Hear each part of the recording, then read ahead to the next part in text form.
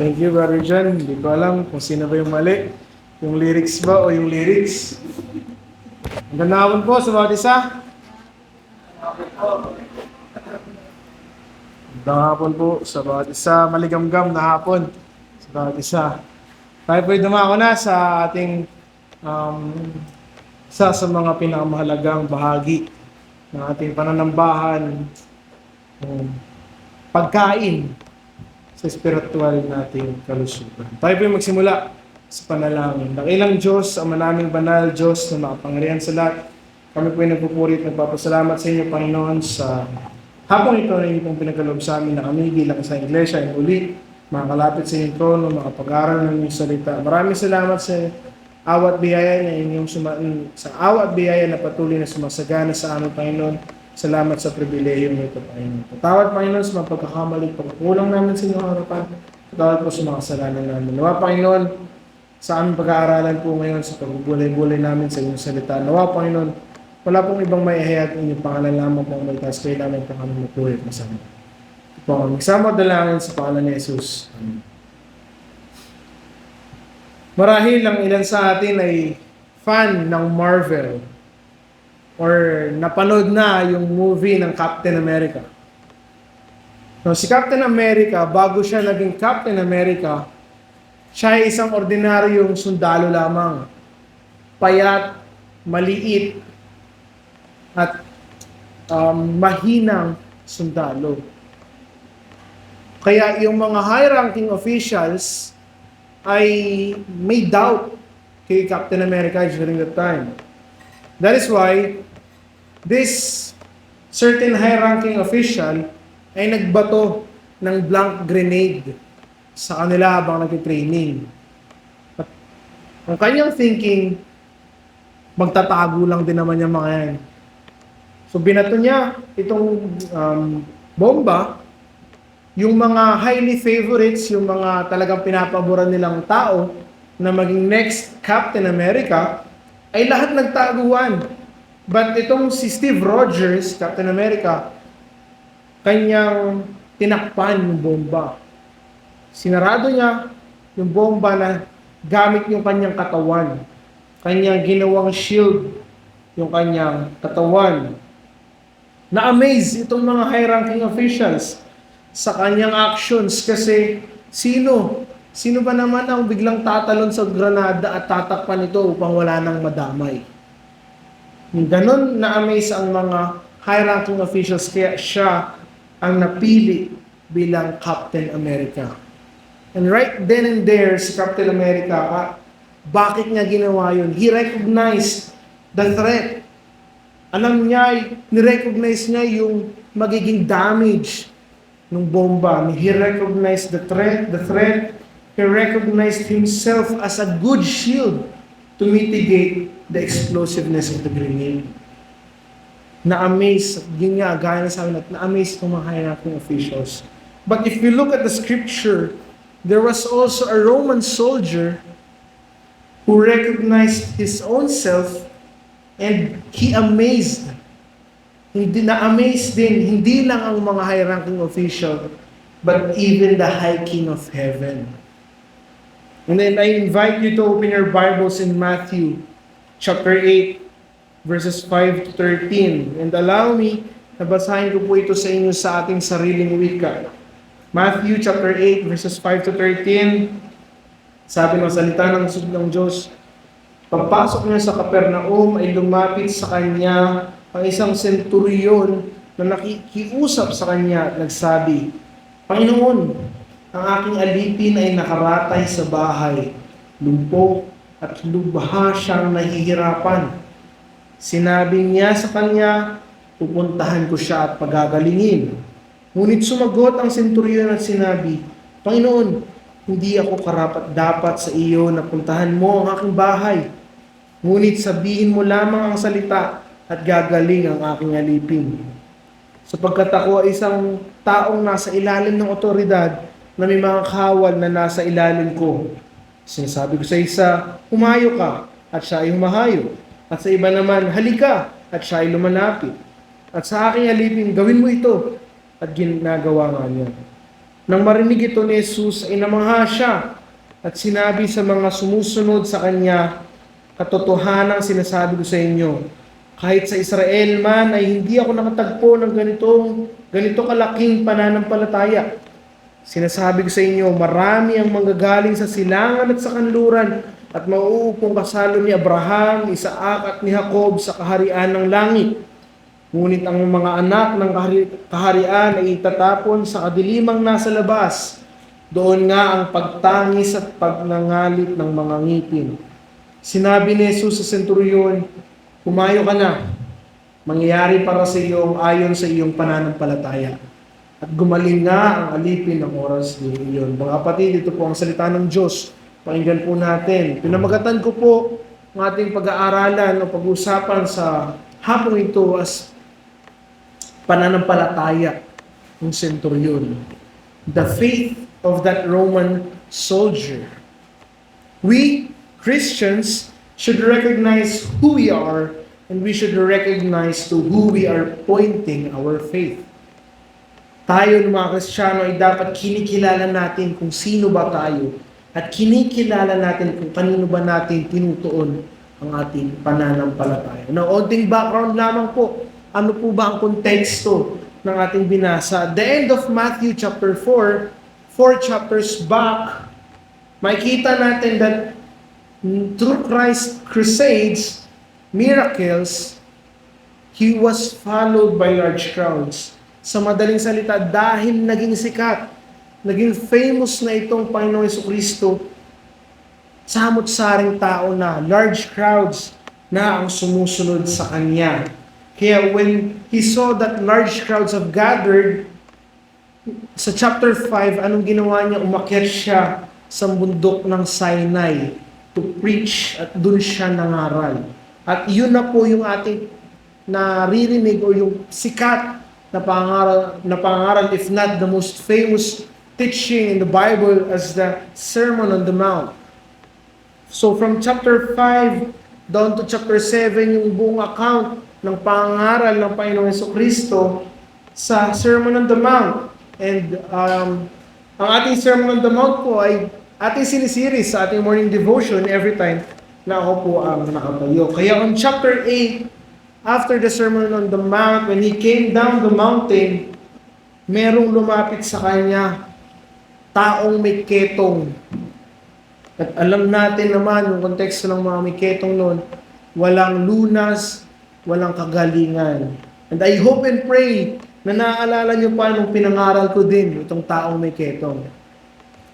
At makikita natin for this afternoon, we will talk about yung binasa natin.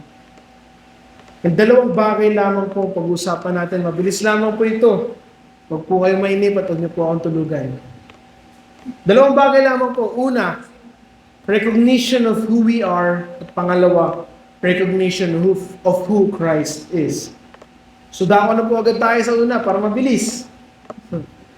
Una, recognition of who we are. Now, if you look at verse 5, sabi diyan, when He had entered Capernaum, a centurion came forward to Him, appealing to Him. Pagdating ng Panginoong Jesucristo sa Capernaum, sa lugar ng Capernaum, may lumapit na centurion sa Kanya. Now, this is not the mythological creature na familiar tayo with games, with movies. Hindi ito yung parang toro na may katawan ng tao. Ang centurion po ay sundalo ng Roman Empire, a Roman soldier. So, pagdating ng Panginoon sa Capernaum, this Roman soldier came and he appealed. Meron siyang appeal. In verse 6, sabi niya, Lord, my servant is lying paralyzed at home, suffering terribly. Nung nilapit niya ang isa sa kanyang mga tagasunod, ang kanyang tagasunod daw ay paralisa or paralyzed. Now, by paralyzed, merong dalawang klase po ng paralysis. There's this whole body paralysis or partial. Pag sinabi natin buong whole body, by the word itself, buong katawan pong paralyzed. But meron din pong isa, partial lamang, marahil ay kaliwang parte lang ng katawan or kamay lang or mukha lang. But dito, if we analyze yung yung situation, we can say that circumstantially that whole body paralyzed po itong tagasunod o yung alipin ng senturyon. Why? Marahil kasi kung hindi naman whole body, partial lang, baka kasama na ng senturyon yung kanyang alipin para ipagaling mismo sa Panginoon Jesucristo. We do not know. All we have is circumstantial evidences kung suporte.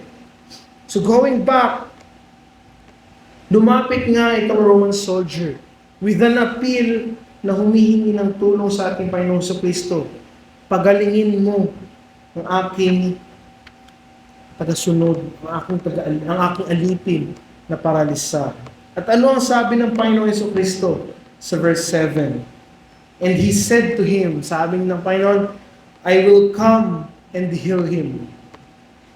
Napaka-accommodating naman ng Panginoon. He do not know the soldier. Di niya kilala itong Roman soldier na ito. Napaka-approachable ng Panginoon during this time. At once lang nagsabi sa kanya na tulungan mo ako, Panginoon. Tutulungan mo ako pagalingin ang alipin kong nagkakasakit. At ano ang sagot niya? Sige, I will come and heal him. Pupuntahan ko agad. But hindi po doon natatapos yung unusual circumstances. Bukod sa napaka-approachable at napaka-accommodating ng Panginoon,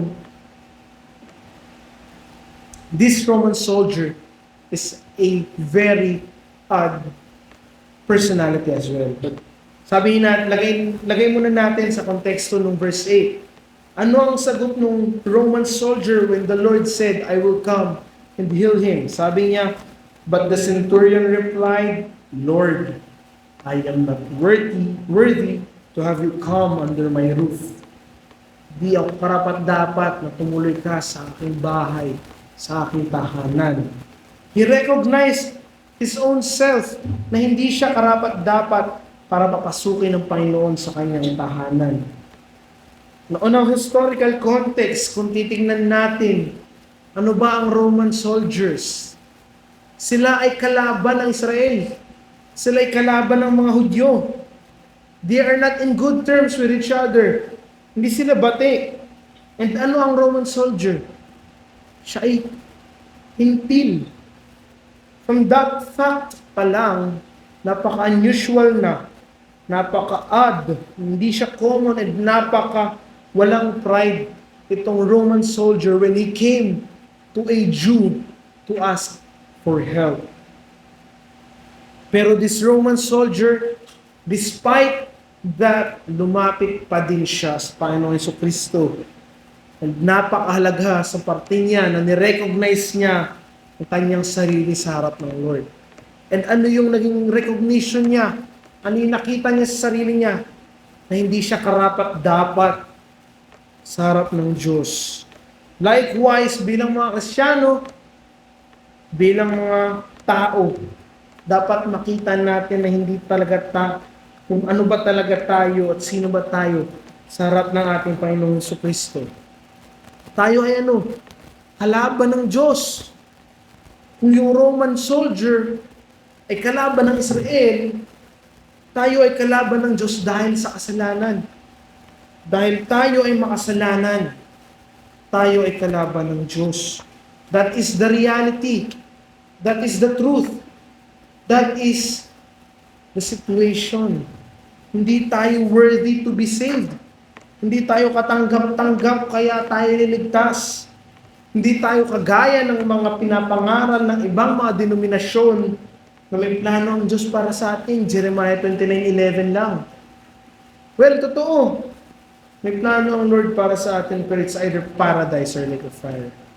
It's never always paradise. Going back, hindi tayo karapat-dapat. Hindi tayo worthy to be saved. Hindi tayo yung pinag-uusapan natin kanina sa Sunday school na pagpapalain ka ng pagpapalain with wealth, health, and prosperity gospels. Andito tayo sa realistic point of view that the gospel we hold is that we are sinners And our God is a holy God. That's the reality. Kaya mag-ingat tayo. Hindi porket ang ganda pakinggan sa FB, sa Facebook, sa Instagram, sa TikTok, kahit sa ang platform ay biblically based na. Mag-ingat po tayo. Maging realistic tayo that we are sinners. We are not worthy. Kagaya ng sinabi ng Roman soldier, Lord, I am not worthy to have you come under my roof. Huwag natin taasan ng tingin natin sa sarili natin. Tayo ay kalaban ng Diyos. Tayo ay makasalanan at ang Panginoon natin ay banal. Banal, banal. That is the reality. That is the truth. Sa isang gera, sa isang battlefield, mahalaga na nare-recognize ng isang soldier yung kinatatayuan niya and yung position niya sa laban. If he is a spy, hindi siya pwedeng magpakilala sa pinag-iispiyahan niya. Kung siya ay isang mababang rank na sundalo, hindi siya pwedeng umasta na para ba siyang 5-star general. Kaya sa larong Games of the General, may mga designation yan. Ang spy, talo niya yung 5-star. Yung 5-star, talo niya lahat ng mas mababa. But the spy cannot kill the private. Now, if this spy, nagdire-diretso siya, and he came across a private, one of the lowest ranking soldiers, peace, sa Game of the General, siya ay talo. No, mahalaga sa battlefield na nare-recognize niya yung kanyang katayuan at sino ba siya at ano ba ang posisyon niya. Sino ba siya? Now, on the battlefield, kagaya na sabi natin, merong isang sundalo na naging famous dito sa Pilipinas. And I know you're very familiar with the famous quote na just bombed my location, sir. Paano ba niya na-reach yung ganong statement? Paano ba siya nagkaroon ng ganong conviction para sabihin sa kanyang higher ranking official na bombayin mo na lang yung lokasyon ko? Na-recognize niya na he is surrounded by his enemies. And sino ba siya? Is he the president? No, he is the soldier. And sino ba siya? Sundalo na lumalaban para sa kapayapaan at kasama sa kanilang sinumpaan ang handang mamatay, handang mag-alay ng buhay para sa sariling bayan. He recognized his own stance, his own self. Na-recognize niya na siya ay sundalo na una pa lamang ay handa na ibuwis ang buhay para sa bayan. Kagaya ng sundalong iyon, na-recognize niya kung sino siya, ba't siya nandun. Kagaya ng Roman soldier na na-recognize niya yung katayuan niya sa harap ng Panginoong Jesucristo. Mahalaga na ma-recognize din natin sino ba tayo sa harap ng Diyos. Ganon sa kaligtasan. Tayo ay maliligtas sa biyaya lamang, sa pananampalataya lamang, sa ating Panginoong Jesucristo lamang. Sa pamamagitan na makita natin din na tayo ay makasalanan. Hindi naman yan believe lang. Merong nauna doon eh. May parte doon na pinangaral ng Panginoon Jesucristo. Repent. No, which is very common na makalimutan. And paano ka magre-repent kung hindi mo na recognize sa sarili mo na ikaw ay makasalanan? So, kailangan mo i-recognize ang sarili mo. Hindi natin inaalis yung human responsibility. Hindi tayo nagiging kagaya ng mga Armenian na may kakayahan ka iligtas ang sarili mo. Biyaya pa rin tayo. Ba't hindi natin inaalis sa sarili natin, sa paniniwala natin that we have the responsibility to repent and we have the responsibility to recognize ourselves in front of our Lord. Dapat natin makita na tayo ay makasalanan. Dapat ma-recognize natin yung kalagayan natin na tayo ay makasalanang lubos. Tayo ay patay sa kasalanan. Ang ating Diyos ay galit sa kasalanan. Kaya, kaibigan, mayroon pang sakaling wala pang personal na relasyon para sa ating Panginoong Jesucristo. Tunay bang Nire-recognize mo na ang sarili mo bilang makasalanan. Tunay bang nakikita mo ang sarili mong makasalanan sa harap ng Diyos? Ikaw ay patay sa kasalanan. Tayo ay patay sa kasalanan. Ang Diyos at banal at ikaw ay makasalanan. Hindi magkakaroon ng pagsasama ang makasalanan at banal. That is why hindi awa ang dapat sa iyo. Kaparusahan. Ngunit dahil sa Panginoong Jesucristo, tayo ay na-reconcile with God. Ano yung napag-aralan natin kanina sa Sunday School? Yung work ng gospel. Yung pangatlo doon, that is reconciliation because of the Lord Jesus Christ. No? Dahil nga dyan, mahalaga, as we move on our second point, yung recognition of who Christ is. Mahalaga na makita natin sino ba si Kristo. If we read verse 8 further, ang sabi niya doon, but the centurion replied, sabi natin kanina, Lord, I am not worthy to have you come under my roof. But only say the word and my servant will be healed. So paano niya muna nabanggit na just say the word and you will be healed? He recognized the power of Christ. He recognized who is the man in front of him. Dahil nga hindi siya worthy, pero alam niya that the Lord can.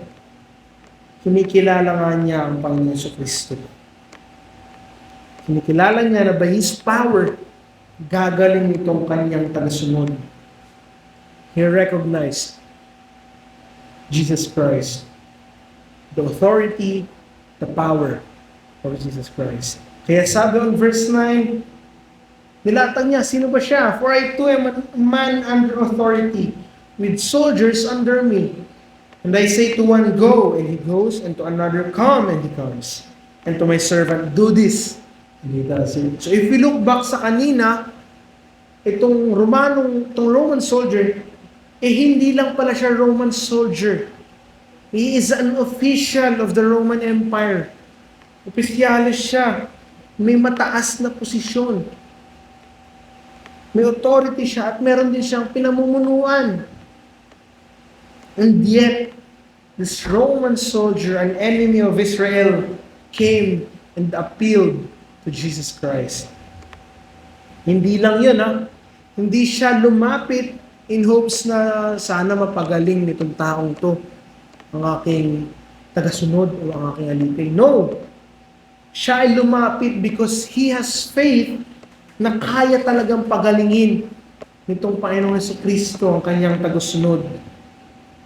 Kapag tayo ay nag-a-apply sa work, we are going to that interview in hopes na matanggap tayo, sana matanggap tayo.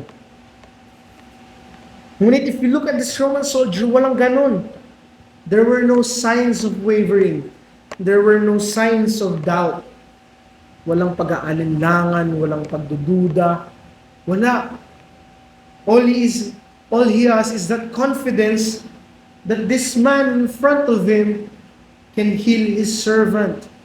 Why? Because he recognized who he is talking to. He recognized who Christ is. Nakita niya kung sino at kinilala niya kung sino ba yung nilalapitan niya. He had that faith. He had faith on that man in front of him. Kaya in verse 10, ano ang sabi? When Jesus heard this, he marveled and said to those who followed him, truly I tell you, with no one in Israel have I found such faith. Christ was amazed, namangha, ang ating Panginoong Jesucristo sa kapananampalataya nitong Roman soldier. When he went there were no signs of wavering, there were no signs of doubts. All that man had is his confidence. Siya ay fixated that the man in front of him can heal his soldier, his servant. Christ was amazed by that faith. And kung ating isascan yung ating scriptures, even in the New Testament, let alone sa Matthew, very seldom. Napakabihira na makita natin that Christ was amazed With no one in Israel have I found such faith. Those were words of amazement. Marveled. Ganon ang ating Panginoong Kristo when He encountered this Roman soldier. And as we continue to read verse 11, Christ is using an analogy. He is referring to Gentiles from all over the world na makakapasok sa langit. From the east to the west, He's referring to all Gentiles na makakapasok sa langit. They are what? On the table with Abraham, Isaac. But during this time, yung konteksto ng kanilang rest, pahingahan, or even yung paradise is a banquet, a feast. They are on a table. Sinasabi dito na even the Gentiles. Kaya on verse 12, when Christ used the sons of the kingdom, He's referring to the Israelites, to the Jews. At yung outer darkness doon, during this time, they are referring to dungeons. And ang dungeons, para sa kanila, yung outer darkness na yun, that is punishment. Kung titignan natin, wow, the Gentiles can enter heaven, but the Jews are gonna be punished. Dinedebunk na ni Christ dito pa lang that salvation is not only for the Jews, but also to the Gentiles from all over the world, as what Apostle Paul had said. Sinabi ni Apostle Paul yan, that to the Jew first and also to the Greek. So hindi lamang sa mga Hudyo ang kaligtasan.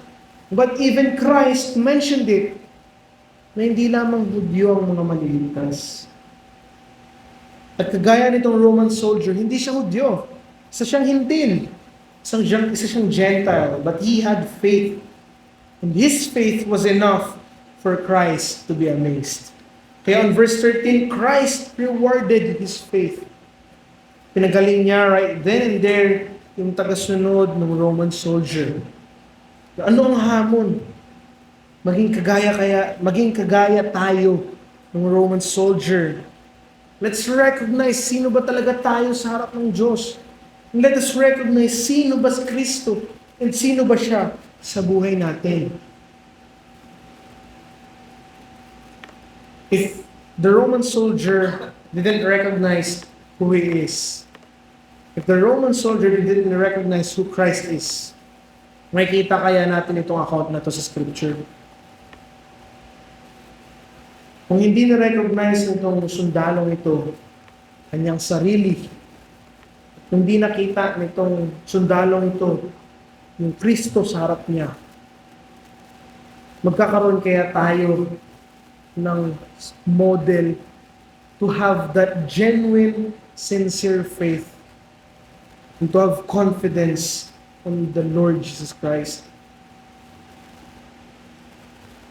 Para sa mga kaibigan natin na sa ating kalagitnaan ay marahil wala pang personal relationship sa ating Panginoon sa Kristo, it's very important na ma-recognize natin ang ating sarili na tayo ay makasalanan sa harap ng banal na Diyos.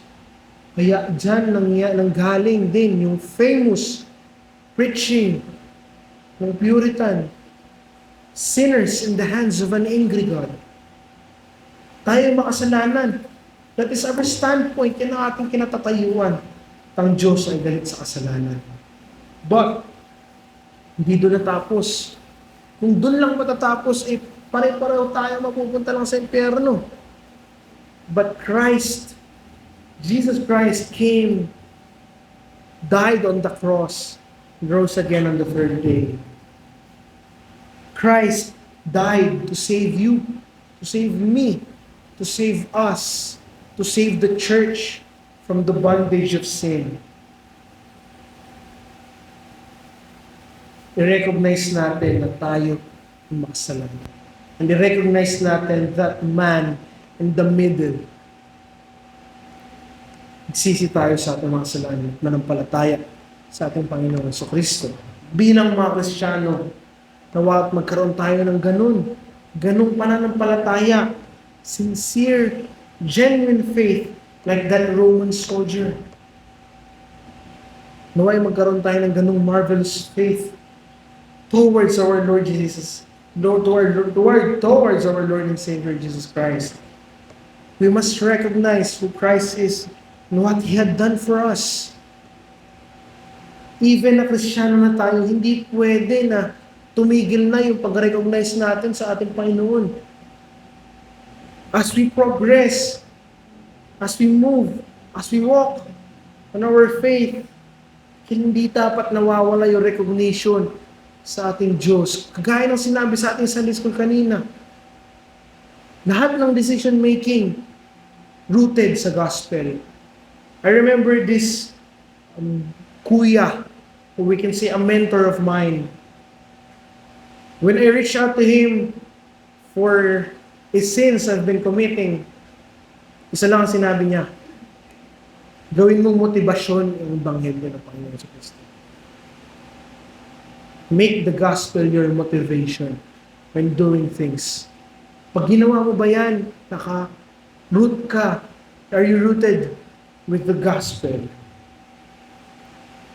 That is why we must have genuine faith and we must always recognize who Christ is.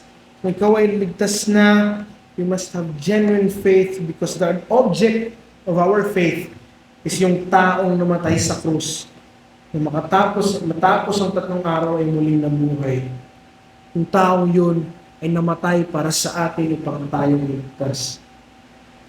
Kung ikaw naman sa kalagitnaan ito ay ligtas na, ngunit hindi pa kabilang sa isang lokal na iglesia.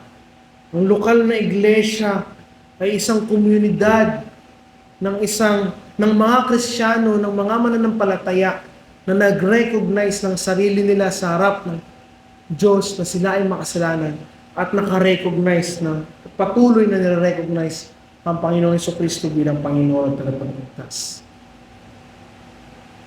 Kung ikaw ay hindi pa miyembro ng isang local church, hamon ito na magpabilang ka. Hindi Bible studies, hindi church attendance, ang obedience, ang first step of obedience. Yes, maganda po iyan, napakalaking benefit po niyan. But, ang pagsunod ay ang pagpabilang sa isang lokal na iglesia. But then again, let me make myself clear. Hindi natin nare-recognize ang ating sarili na makasalanan tayo at nare-recognize ang ating Panginoong Jesucristo out of our own free will. It's always by grace alone, through faith alone. And that is always in Christ alone. Hindi po tayo makapangyarihan, hindi tayo malakas upang iligtas ang ating sarili. But we do not neglect the human responsibility to recognize our own sins, to repent of our sins, and believe on the Lord Jesus Christ. Balik tayo lagi kay Kristo. Namatay siya para tayo ay mapuwalang sala. Balik lagi tayo kay Kristo.